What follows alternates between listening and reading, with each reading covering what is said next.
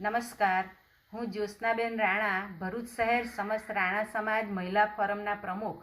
સહર્ષ જણાવવાનું કે ગાયત્રી પરિવાર અને ભરૂચ શહેર રાણા સમાજના સંયુક્ત ઉપક્રમે બહેનો માટે એક શિબિરનું આયોજન તારીખ 28/12/2025ની રવિવારના રોજ બપોરે 3:30 કલાકે ભક્તેશ્વર મહાદેવ હોલ ખાતે કરવામાં આવ્યું છે, જેનો વિષય છે નારી સશક્તિકરણ, નારી જાગરણ.